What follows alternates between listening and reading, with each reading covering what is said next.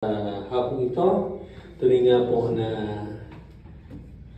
ang mga anghel ay nagagala ngayon sapagkat yung patotoo ng ating isang kapatid, mayroong isang nanumbalik sa ating Panginoon. Amen? Amen. Ano po? Sabi nga po sa Bible, kapag mayroong isang nanumbalik sa Diyos, ay libo-libong anghel ang nagpuri sa Kanya. Sabi po yun sa Luke chapter 15 verse 7. Sinasabi ko sa inyo na gayon din magkakaroon ng kagalakan sa langit sa isang makasalanang nagsisi, higit pa sa siyam na taong matuwid na hindi kailangang magsisi. Yeah. Amen? Kaya napakaganda ng patotoo ng ating kapatid na po. So sa gabing ito ay kahit nakapunti tayo, i-focus natin yung ating paningin kay Kristo Jesus na pinagmumula ng ating pananampalataya. Let's focus ourselves to our Creator, to our Lord Jesus Christ na nagsasave sa atin. Ang pangako naman niya sa 2 o 3 na nagkakatipon sa kanyang pangalan ay nandoon siya sa kalagitnaan natin. Okay? Ang verse natin ngayong hapon ay sa Luke chapter 15, 11 to 31. Ang sabi po, pagkatapos sinabi ni Jesus, may isang lalaki, may 2 lalaking anak. At sinabi ng nakababata sa kanila, sa kanyang ama, ibigay mo na sa akin ngayon ang ari-arian na nararapat manahin ko. Kaya tinati niya ang kanyang kayamanan sa pagitan nila. Pagkaraan ng ilang araw, tinipon ng nakababatang anak ang lahat ng kanyang pag-aari at pumunta sa isang malayong bansa o malayong lugar. At doon ay minaldas niya ang kanyang pera sa pagbili ng mga bagay na hindi niya kailangan o walang kabuluhan at pag-aaksaya ng kanyang pera sa masamang pamumuhay. Ngayon, nang maubos na niya ang lahat, matinding tagutom ang lumaganap sa buong bansang iyon, at siya ay nagsimulang mangailangan. Siya ay pumunta at namasukan sa isa sa mga mamamayan ng bansang iyon na nagpapunta sa kanyang bukirin upang magpakain ng mga baboy. At nais na sana niyang kainin ang mga balat ng buto na kinakain ng mga baboy dahil walang nagbibigay sa kanya ng anumang makakain. Ngunit nang mapag-isip-isip niya ang nakababatang anak, sinabi niya, napakaraming mga upahang utusan ng aking ama ang may higit pa sa sapat na pagkain at ako ay nandito at namamatay sa gutom. Aalis ako dito at pupunta sa aking ama at sasabihin ko sa kanya, Ama, ako ay nagkasala laban sa iyo. Sa iyong paningin, hindi na ako karapat-dapat na tawaging anak mo. Gawin mo akong isa sa iyong mga upahang utusan. Kaya umalis ang nakababatang anak at pumunta sa kanyang ama. Habang siya ay malayo pa, nakita siya ng kanyang ama at siya ay nahabag at tumakbo at niyakap at hinagkan siya. Sinabi ng anak sa kanya, Ama, ako ay nagkasala laban sa langit at sa iyong paningin. Hindi ako karapat-dapat na tawaging anak. Sinabi ng ama sa kanyang mga utusan, kunin ninyo kaagad ang pinakamagandang balabal at isuot sa kanya at lagyan ng singsing ang kanyang kamay at sandalyas ang kanyang paa. Pagkatapos dalhin ninyo dito ang pinatabang guya at katain. Tayo ay magsikain at magdiwang sapagkat ang anak ko ay namatay at ngayon siya ay nabuhay. Siya ay nawala at ngayon siya ay natagpuan. At sila ay nagsimulang magdiwang. Sa panahong iyon, ang kanyang nakatatandang anak ay nasa bukid nang siya ay dumating at palapit na sa bahay, narinig niya ang tugtugan at sayawan. Tinawag niya ang isa sa mga utusan, tinanong kung ano ang mga bagay nito. Sinabi ng utusan sa kanya, dumating ang iyong kapatid at nagpakatay ang iyong ama ng pinatabangguya dahil nakabalik siya ng ligtas. Nagalit ang nakatatandang anak at ayaw niyang pumasok at lumabas ang kanyang ama. At pinakiusapan siya, ngunit sumagot ang nakatatandang anak at sinabi sa kanyang ama, tingnan mo, nagpaalipin ako sa iyo sa loob ng maraming taon at kailanman ay hindi ako sumuway sa inyong utos. Ngunit kailanman ay hindi mo ako binigyan ng isang batang kambing upang magdiwang ako kasama ng aking mga kaibigan. Ngunit nang dumating ang iyong anak na umubos ng iyong kabuhayan sa mga babaeng nagbebenta ng aliw, nagpakatay ka ng pinakamatabangguya para sa kanya, sinabi ng ama sa kanyang anak, lagi kitang kasama at lahat ng akin ay sa iyo. Ngunit dapat lang na tayo ay magdiwang at maging masaya sapagkat ang kapatid mong ito ay namatay at ngayon ay nabuhay, siya ay nawala at ngayon ay natagpuan. Pagpalain po tayo ng Diyos sa pagbasa at pagkarinig ng kanyang salita. Amen.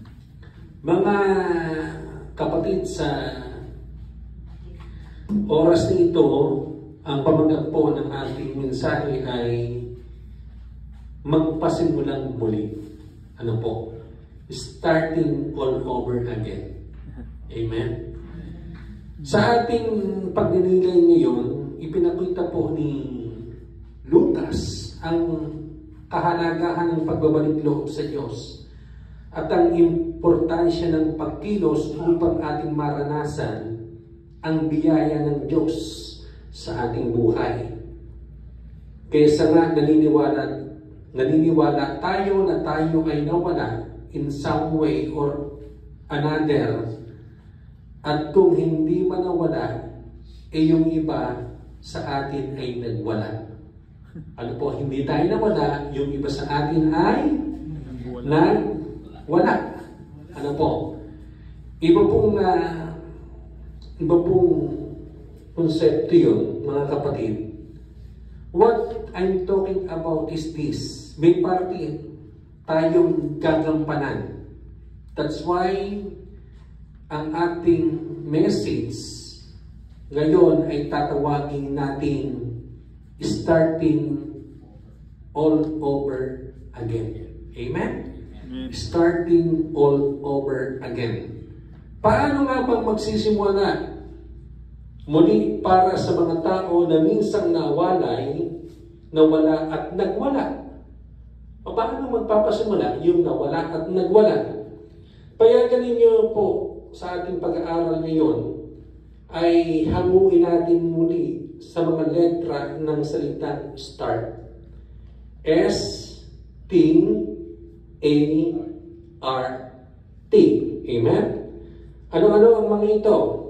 Una, yung letter S. Stop making excuses. Letter T, take an inventory of your life. Yung A ay action. Yung R ay refocus. At yung T ay trust. Ano po? Mga kapatid, start.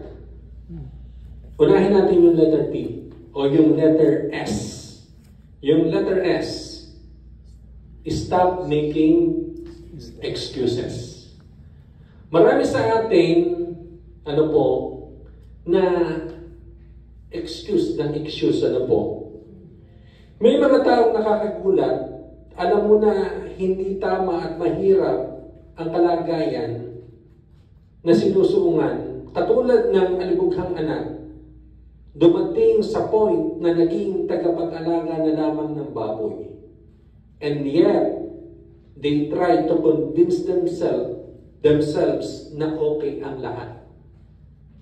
They try to convince themselves na okay ang lahat.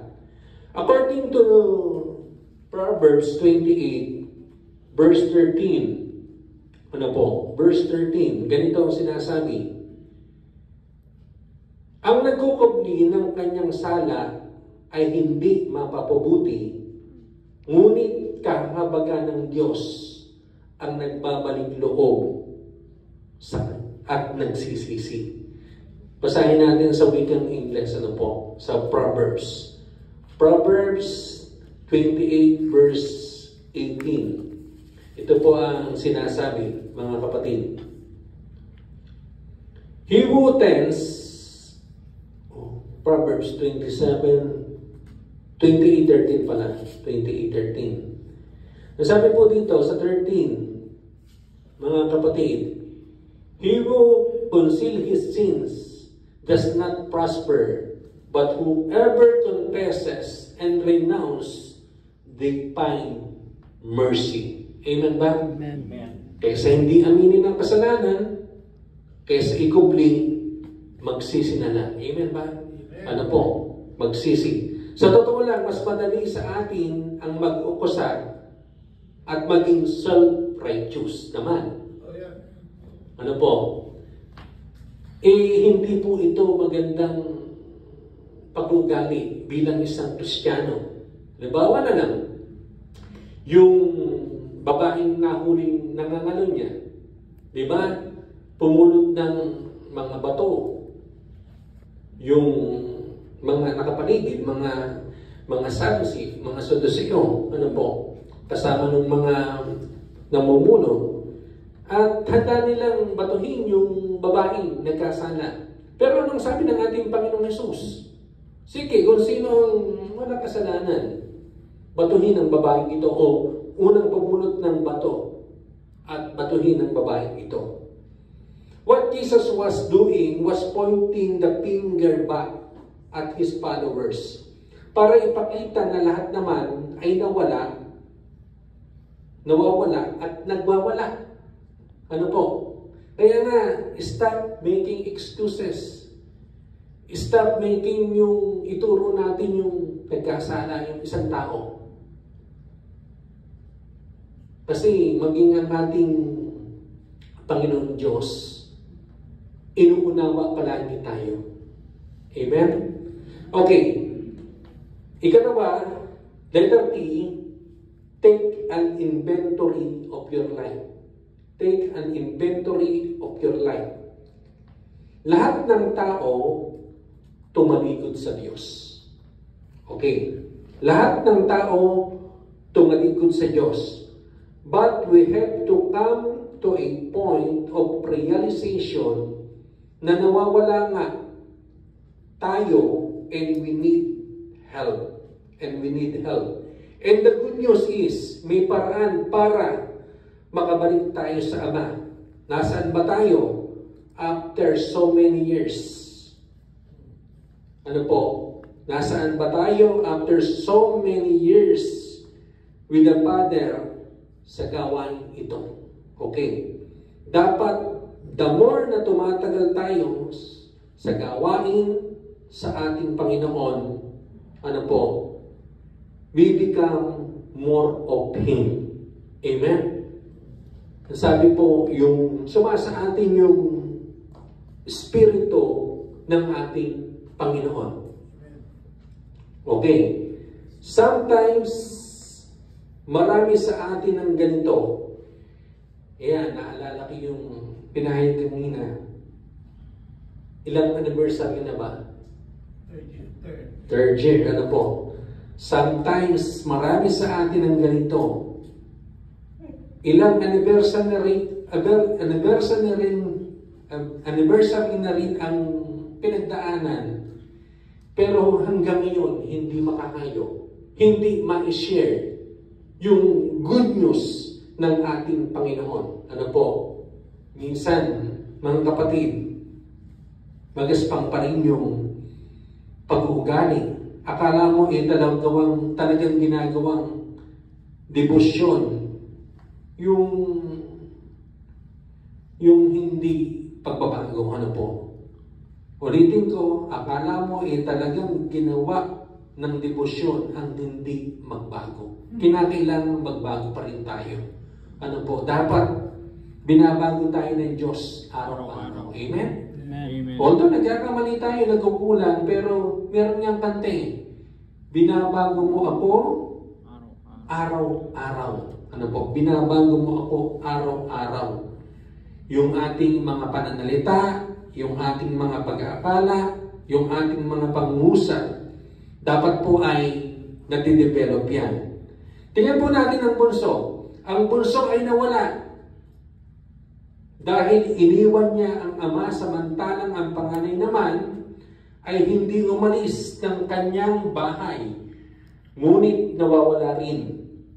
Nilisan ng bunso ang tahanan at humantong ang kanyang paglalakbay sa lugar ng kagutuban at sa sitwasyon ng grabing paghihirap. Nang malustay na ang lahat ng manang minadaling kinuha sa ama, naubos na rin ang kanyang mga kaibigan.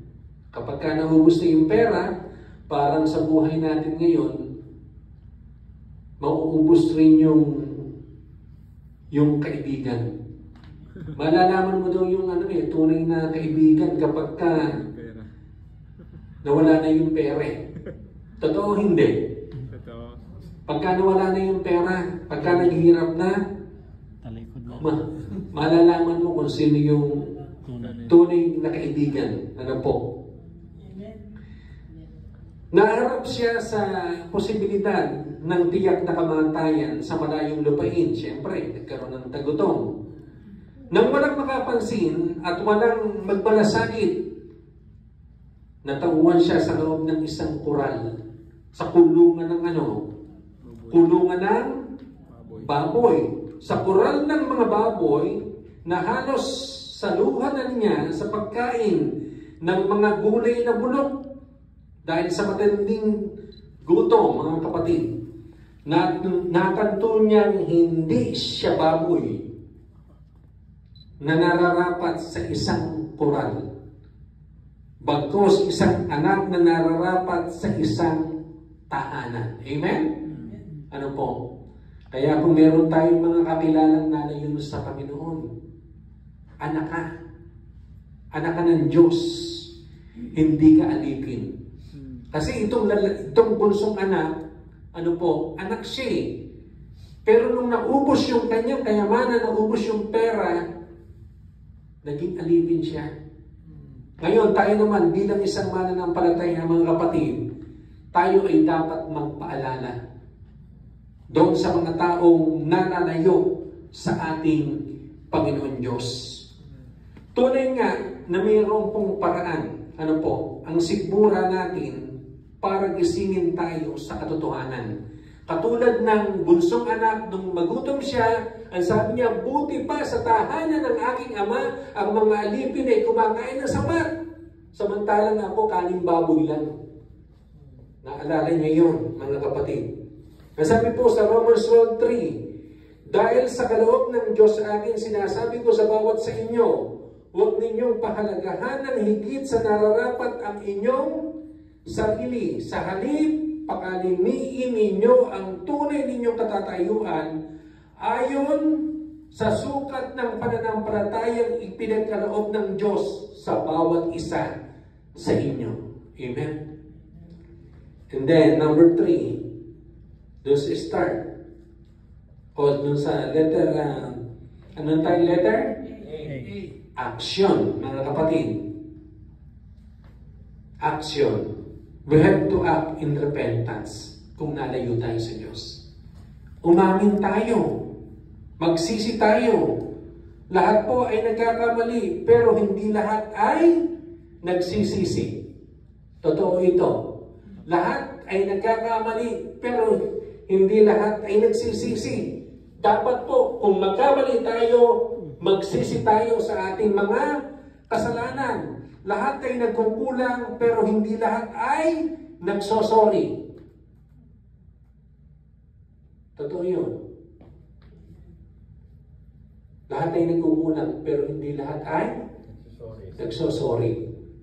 Ako, inaamin ko, hindi ako perfectong tao. Once na meron akong pagkakamali, agad, pagka na-realize ko, nilalapitan ko yung taong pinagkamalihan ko at humihingi ako ng sorry. Higit sa lahat, sa ating Panginoon Diyos. Ano po? Dapat lang, humingi tayo ng sorry. Okay, halimbawa mga kapatid, isa pang halimbawa, itong malibughang anak, after na magpakasama-sama at dumating sa point na naubos na ang lahat, isang bagay ang ginawa niya, nagdesisyon siya bumalik sa kanyang ama. Action. Ano po? Action. Nagkaroon siya ng action. Yung kanyang desisyon, buti pa doon. Sagana yung mga katulong, mga alipin. Kaya babalik na lang ako. Ngayon, ano sabi sa 1 John chapter 1 verse 9? Kung ipapahayag natin ang ating mga kasalanan, maasahan natin ipapatawad sa atin ng Diyos ang mga ito at lilinisin tayo sa lahat ng ating kasamaan sapagkat siya'y matuwid. Sapagkat siya'y matuwid. Kung ito-confess natin, confession, ano po? Mayroong action, mayroong confession mga kapatid. At ito yung ating kinakailangan bilang isang mananampalataya. Letter R, refocus. Kung nawala tayo, kinakailangan i-refocus natin ang ating pananampalataya. Ano ba ang iniisip mo? Sabihin mo nga sa iyong katabi, ano ba iniisip mo? Ano ba iniisip mo? Oh. Mamaya, what is in your mind? Ano ba ang iniisip mo? Like this prodigal son, dumating siya sa point na ang iniisip niya ay hanggang alipin na lang siya. Ako'y babalik na lang. Magiging papasok akong katulong sa aking doon sa aming bahay. Ano po? Samantalang siya anak. Mga kapatid, alam niyo yung message nung last, nung mga message ni Pastor na po, hindi na po tayo alipin, kundi tayo anak na ng Diyos. John 1:12, ang lahat ng tumanggap sa Kanya ay ibinilang niyang anak ng Diyos. Amen? Sabihin mo, anak ka ng Diyos. Hindi ka alipin. Ano po? Hindi po tayo alipin, kundi tayo anak ng ating Panginoong Diyos. Ano po? So, refocus. Okay, ito, mga kapatid. Proverbs 4:23. Basahin natin sa English muna bago natin basahin sa Tagalog. Sabi po sa Proverbs 4:23, mga kapatid, 4:23. Nawala yun. Okay, ito. Above all else, guard your heart, for it is the wellspring of life. Sa Tagalog, maganda.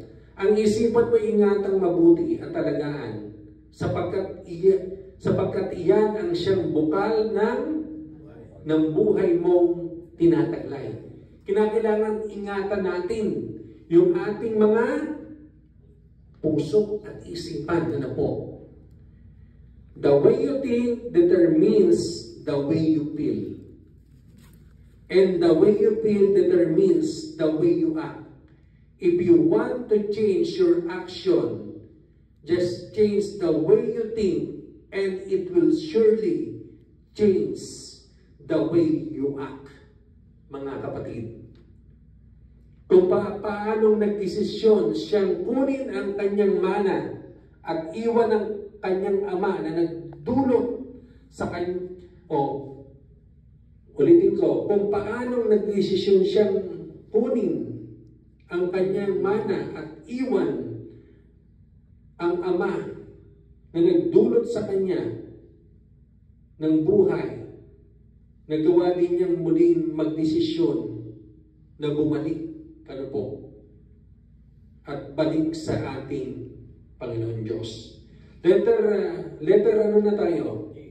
T, trust, last. Kung ano man ang ating mga nagawang pagkakamali at kabiguan sa ating nakaraan, kung ito'y ating nilalatag sa paanan ng ating Panginoong Hesus at inihingi ng tawad sa Diyos, magtiwala tayo na magiging maayos ang lahat. Amen? Magiging maayos ang lahat. Ang sabi po sa Isaiah 43:18-19, ito ang sabi niya, ang mga nangyari noong unang panahon, ilibing na sa limot. Ilibing, do not dwell on the past. Yung mga nangyari noong mga nakarang panahon, ilibing na sa limot. Ano po? Do not dwell on the past. Limutin na ngayon, narito, at masdan ang nagawa ko'y isang bagong bagay na hanggang sa ngayon di mo mamamasdan. Ako'y magbubukas ng isang landasin ng ilang na maging disyerto ay patutubigan. Ano po? Ano ba sa English yung yung Isaiah 4:18? Okay. Isaiah 43:18, mga kapatid, maganda ito eh. Babasahin ko na lang.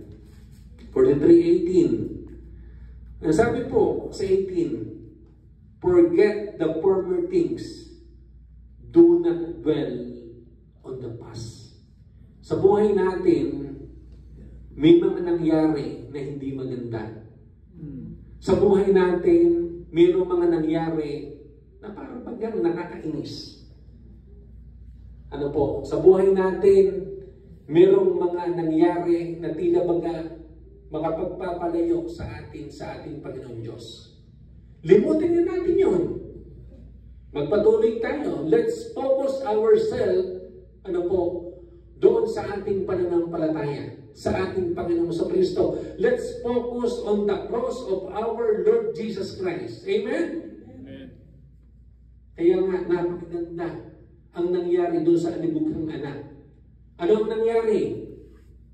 Sinabing tumawag ng alipin, pinakapunong alipin, yung ama. Ito ika, nanumbalik yung aking anak. Ano po? Ipagpatay natin ng isang matabang guyan. Kunin ng balabal, kunin ng sandalyas. Ano po? Kunin ang lahat ng magaganda at isuot sa aking anak. Mga kapatid, sa buhay natin, mga kapatid, kapag tayo ay, sabi nga, kapag tayo nagbalik o nag-start muli, mga kapatid, tiyak na mayroong pagpapalang ibibigay sa atin ang Panginoon. Pagtatapos, ulitin ko na lang yung start. Una, stop making excuses. The third thing, take an inventory of your life. Letter A, action. Kapag nakapag-inventory ka na, gawin mo yung action. Ano po? Magsisi. Ano po? Okay, action, and then refocus. Nawala sa focus, mag-refocus. And letter T, trust. Tayo manalangin, mga kapatid. Lord God, Lord Jesus, salamat po sa hapong ito sapagkat kami pinagpala mo aming Panginoon. Salamat po sa buhay. Salamat po sa kalakasan na ikaw ang nagbibigay. Ama, tunay nga po na sa hapong ito aming Diyos, saliksik mo ang aming mga puso, aming Ama. Minsan pa ay aminin namin na kami nagkasala, Panginoon. At tulad kami sa halibughang anak ko, Diyos, na lumayo sa iyo.